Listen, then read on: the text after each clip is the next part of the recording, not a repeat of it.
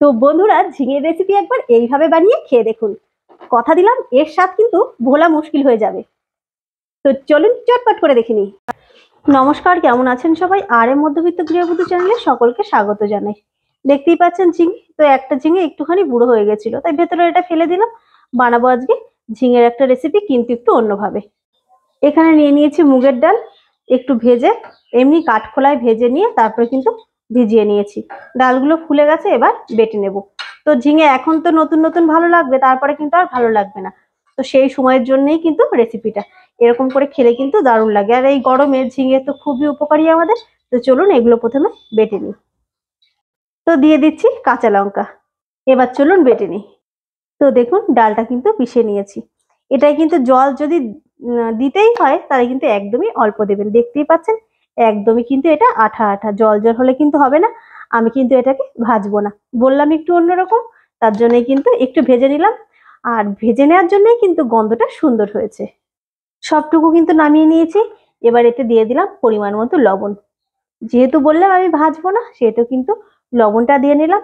আর ভাজলেও কিন্তু লবণটা দিতেই হতো। এক্ষেত্রে আমি হলুদটা দেবো না, ভাজলে হলুদটা দিতাম।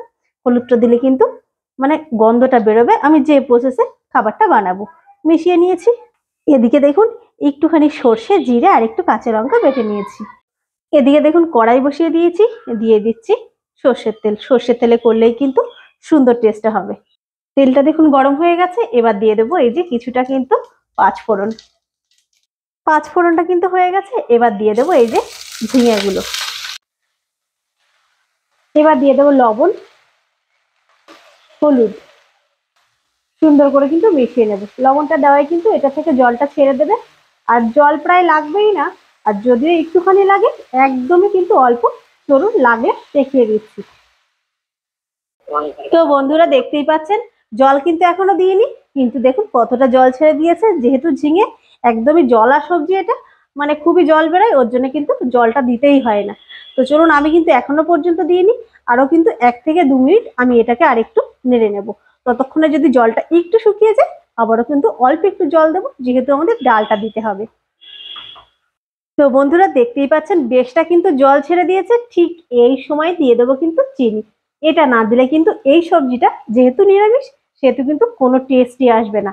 আর যারা কিন্তু চিনিটা পছন্দ করেন না, তারা কিন্তু অবশ্যই স্কিপ করতে পারেন।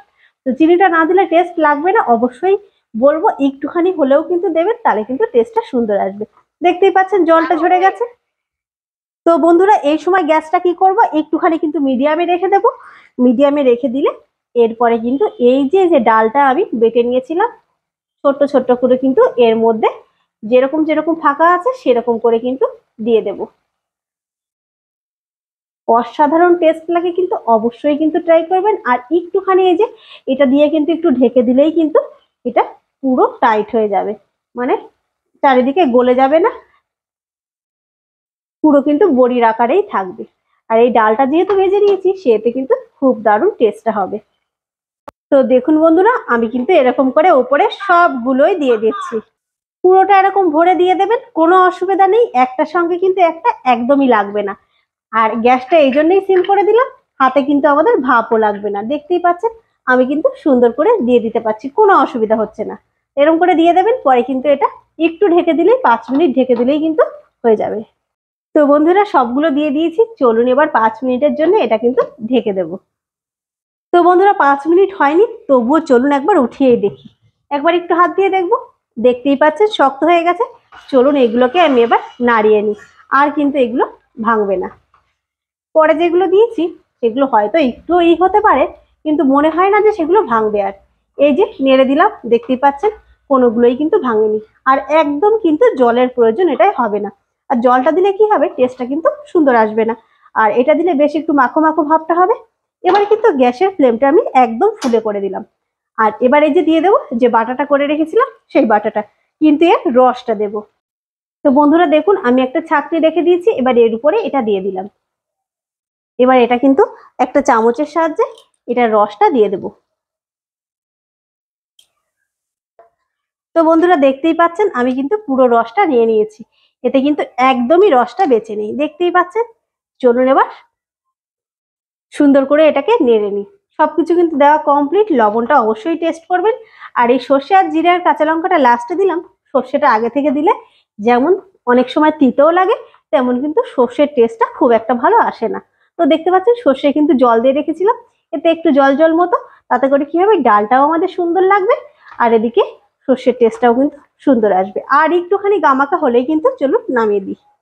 তো বন্ধুরা দেখুন, রসটা কিন্তু প্রায় শুকিয়ে এসছে, আর কিন্তু শুকাবো না, ডালটা কিন্তু আমাদের টেনে নেবে। তো চলুন এবার এটাকে নামিয়ে নিই। তো চলুন এবার নামিয়ে নিই। দেখতেই পাচ্ছেন কতটা দারুণ আর কতটা লোভনীয়। এটা কিন্তু সবকিছুর সঙ্গেই খেতে পারেন। তো এটা একরকম বলতে পারেন ইনস্ট্যান্ট বড়ি।